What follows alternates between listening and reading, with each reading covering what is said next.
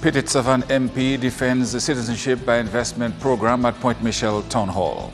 The Ministry of Social Services conducts evaluation of Yes We Care program and transformation in Maho as government spends $2 million on critical infrastructure. I am Julian Morris with the Channel 5 News. The details coming up.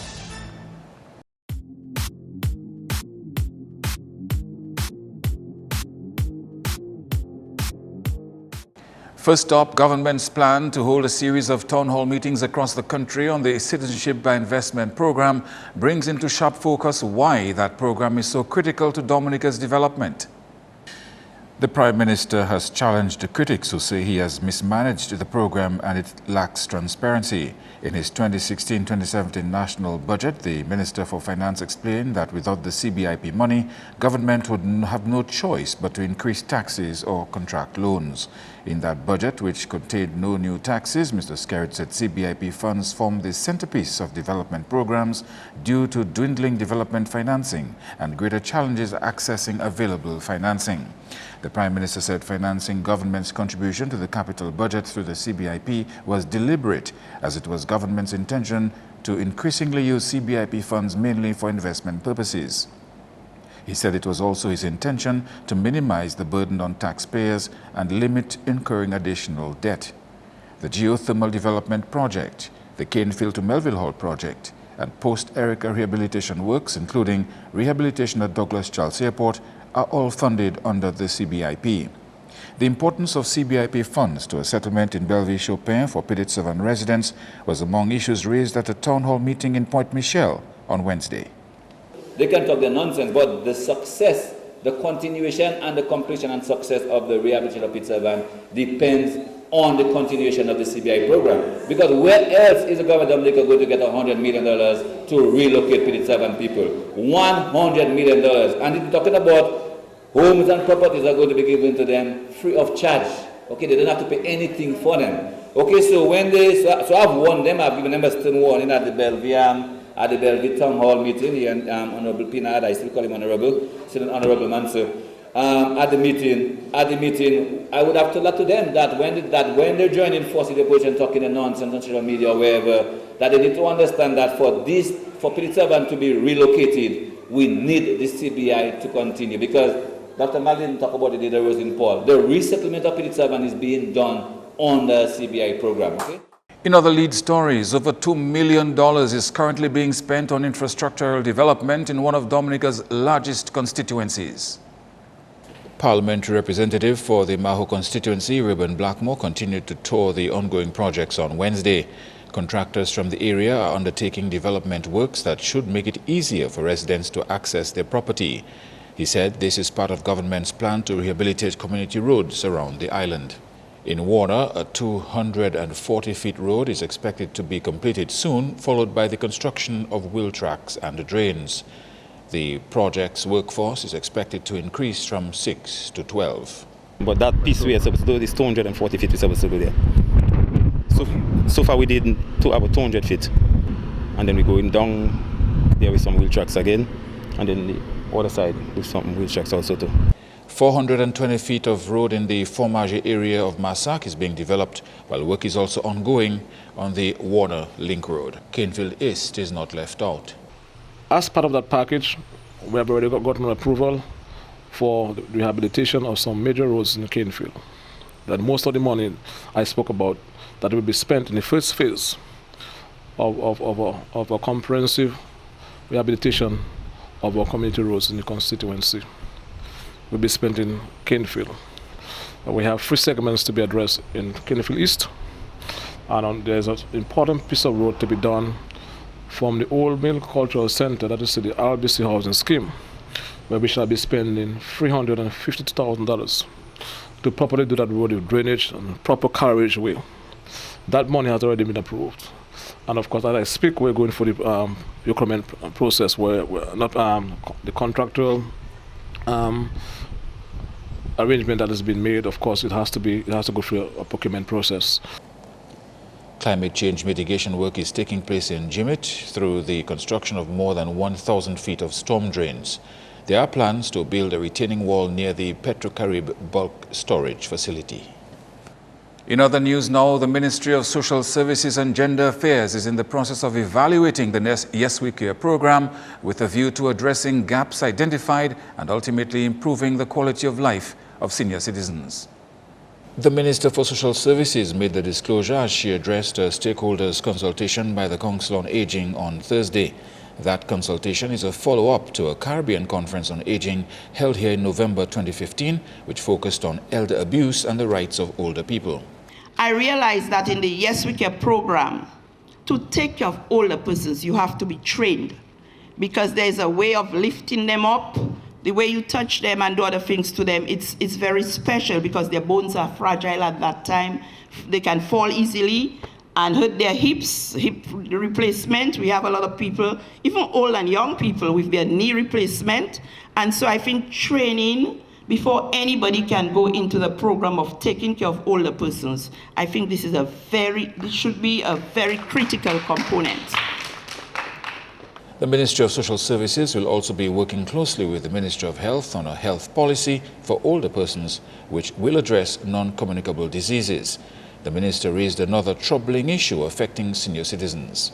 It is painful when you hear of the sexual abuse of older persons. It's very heart-wrenching. And this tells us we have a lot of sick people in our society, because it's only a sick person that can do that. Objectives of Thursday's Stakeholders Conference included, among other things, a review of recommendations from the 2015 conference in light of current issues affecting seniors and the development of a plan of action. Minister Daniel said she would be delighted to place recommendations coming out of Thursday's consultation before Cabinet once the demands are realistic. She believes senior citizens have an important role to play in nation building by transferring their multi-skills and culture to the next generation. The Dominica Employers Federation says if it is to revisit a 2016 proposal by the Ministry of Labour to remove the cap on redundancy payouts, it will not accept it. Idona John Baptist reports. Redundancy under the Protection of Employment Act applies when an employer terminates a position on his workforce on the basis of restructuring operations, the sale of the business, economic hardship, or where the employer has discontinued carrying on all or part of his business. One would have to be employed continuously with an employer for no less than 3 years to qualify for redundancy benefit, according to information from the Dominica Social Security. A proposal by the Labour Division is seeking to remove the 52-week ceiling on redundancy payments, so an employee will receive more benefits if the position is made redundant. But Executive Director of the Employers Federation, Achille Joseph, told Channel 5 News the proposal is not in the private sector's best interest. Currently, the law makes provision for an employee to be compensated up to 1 year's salary, depending on his length of employment with the employer. And that is where the law puts a cap, 1 year's salary. The Ministry of Labour is tabling to us right now to increase that. Now, increase that to what? Well, basically they want an open-ended formula. So you could find an employee, depending on how long you work with an employer, could be entitled to 2 years' salary as a redundancy package. And we said, no. The Employers Federation, as we stand now, representing the private sector, is not going to agree to the proposal. I can tell you that frankly. Employers Federation rejected the proposal at a meeting with the Ministry of Labour last year. First of all, we found it strange that it was the state that was asking to raise the ceiling. Typically, a proposal like that we would expect to come maybe from the trade unions or the worker organization. But why is the state the one putting this thing on the table? Now we were told it originated from the union or from some other sort. It was the minister, and actually the minister was forcefully pushing the agenda. Remember that it's not to say is gratuity where he goes home and sleep, or he goes home and that is the end of his working life. People are made redundant, they get their package and they are full of working life again, they go on to another job. So we are not compensating the guy to buy out the remainder of his working life. That's not the intention of redundancy. Joseph's rationale is that redundancy is already an expensive undertaking for an employer. He says the redundant employee would also be entitled to other work benefits. An employee who qualifies for 1 year's redundancy benefit also qualifies for another 2 months of notice or paid leave of notice.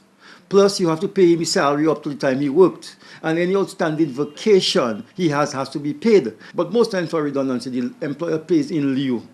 So you buy out the remaining 2 months.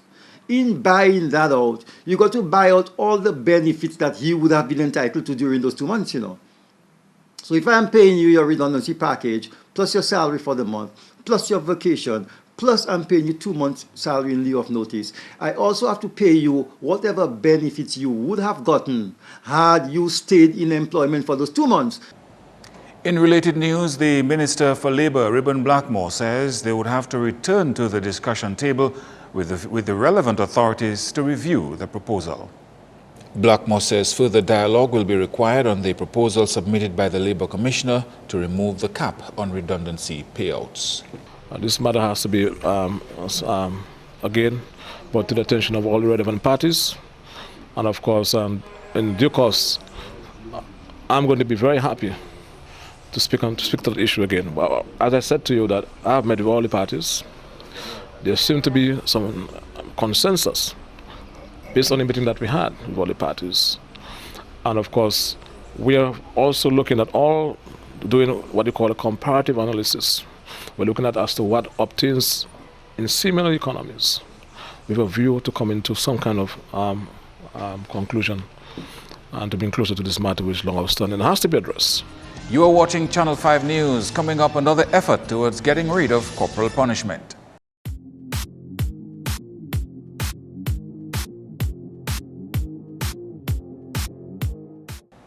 This is Channel 5 News. A maritime route among the southernmost islands in the Caribbean archipelago, receiving some attention from the Venezuelan government.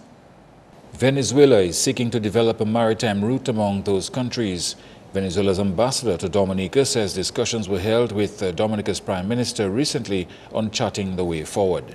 We had a meeting with the Prime Minister about a route of the maritime route to Venezuela, Trinidad, San Vincent, Granada, San Lucia, Dominica.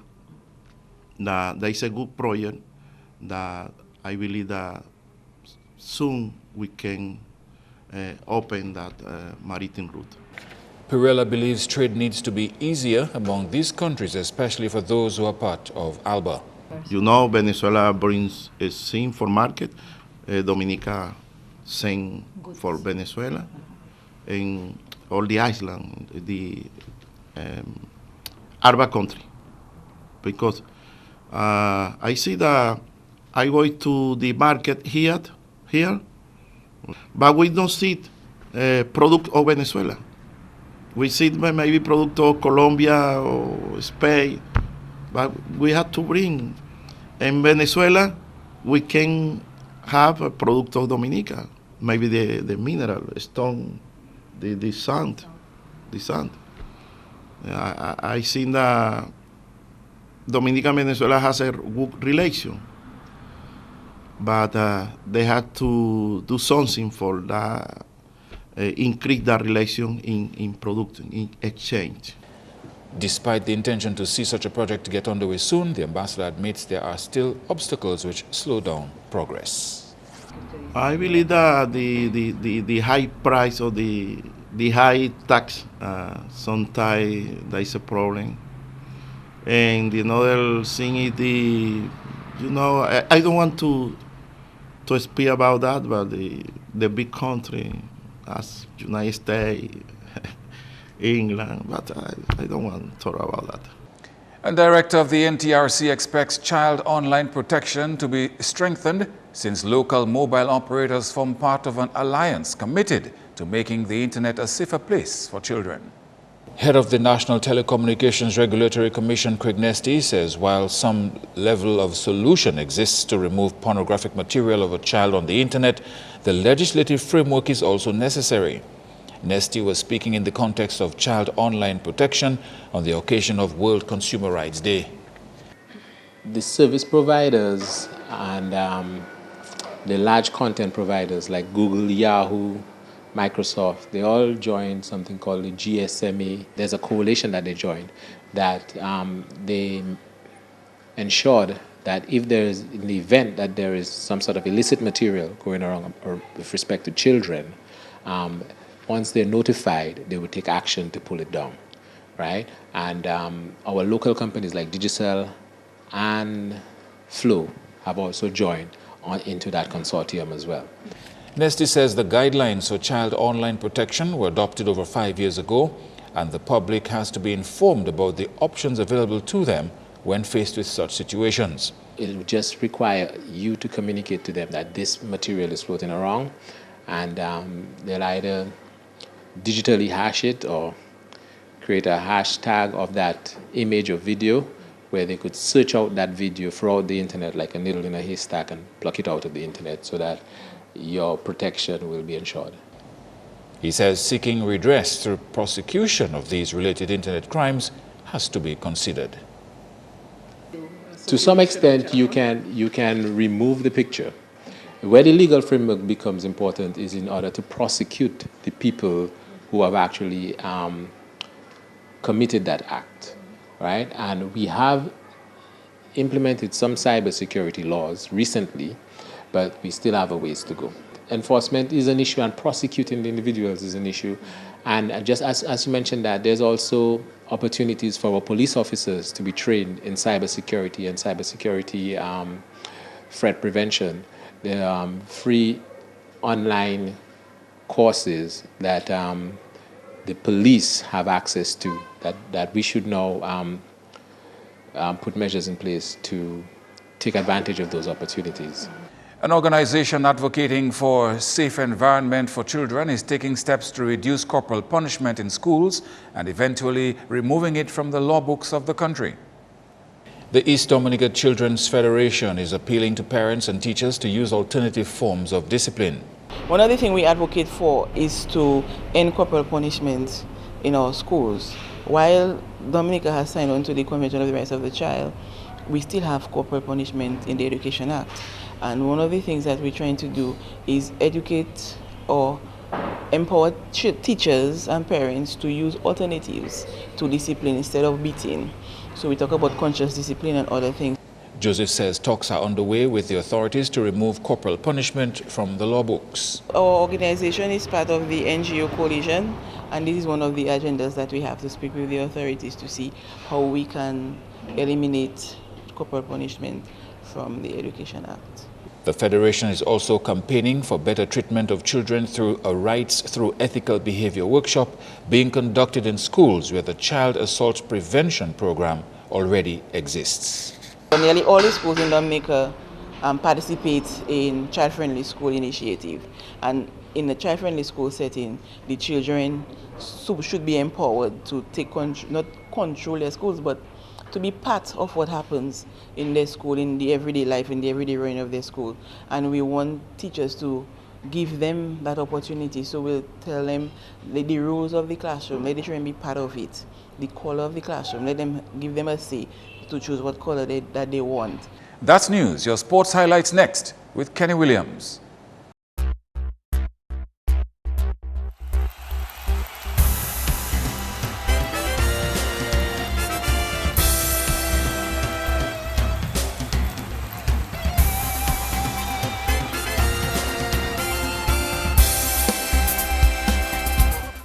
First up in sports, Digicel Newtown Juvenile Academy Harlem United has secured a spot in the final of the Dominica Football Association's Division I League with a win in their match on Wednesday. In a game played at the Poirier playing field, Harlem showed total dominance when they defeated East Central Football Club 6-1. Chrisley Kernizan and Giles Mitchell scored 2 each, with Pachenko De Geno and Kasim Peltier adding 1 each. Lennon Banis was the lone goal scorer for East Central. From this win, Harlem will move to the final round of the competition, which is carded for Geneva Playing Field on Sunday at 3 p.m. The second semi-final was played between Mao Soccer Strikers and RC Doctors, also at Poirier Playing Field on Thursday. More on that encounter in another sportscast. Meantime, there have been a few changes to the DFA's Under-15 League scheduled for the weekend.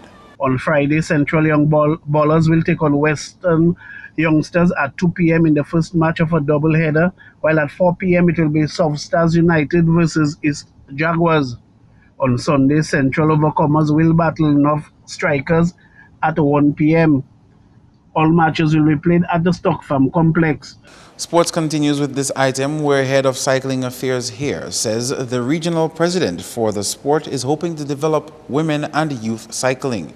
His comments come ahead of Trevor Bailey's short visit to Dominica ahead of a major cycling event carded for the Nature Isle later this year. And more importantly, putting a system in place to be able to put cycling on the next level. And that is to say, have a program where we'll be having trainers, because you see, the Union of Cyclists, or the international body, is very keen about promoting women cycling or women cyclists and young people. Because you will understand why. Because that is where the sport is really, really moving forward. He says the final squad representing Dominica is currently in training and will be cut down to about 7 members. And we have decided that 30 persons will be basically on that team. Because we are aware that come June 18th, we have to probably break it down to a 10 or 7. The reason being that is like the recommended amount of persons that should be on the team.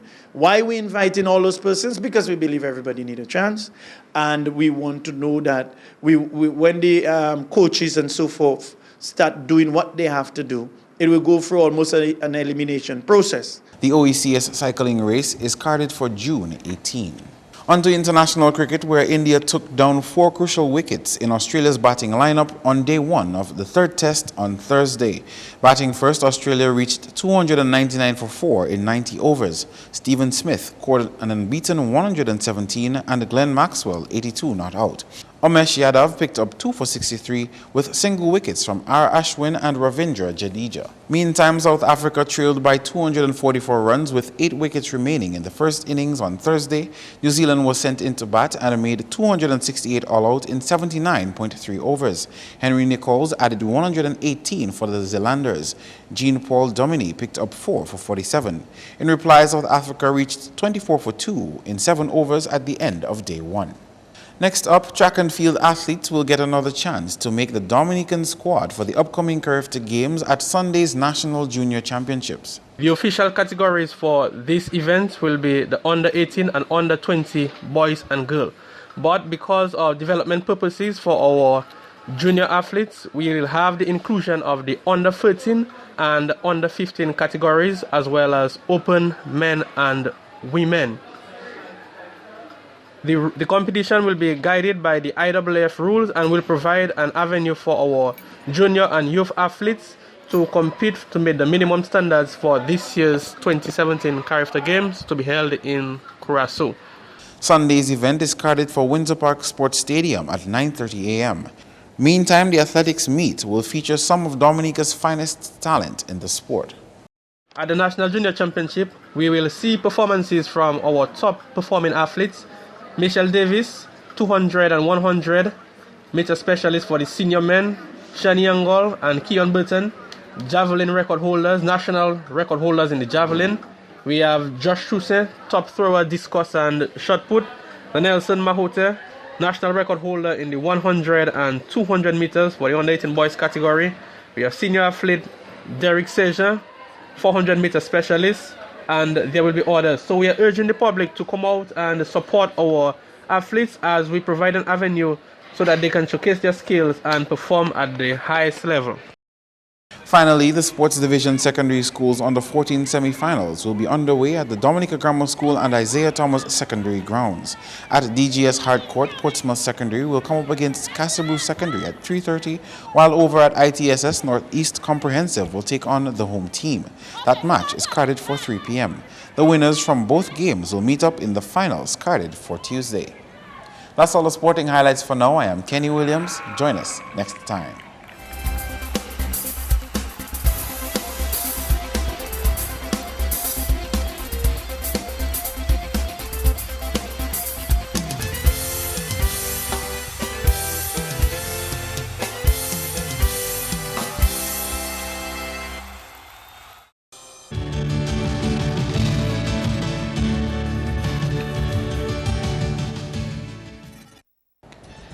To end the news, the headlines again. Pidit Savan MP defends Citizenship by Investment program at Point Michel Town Hall.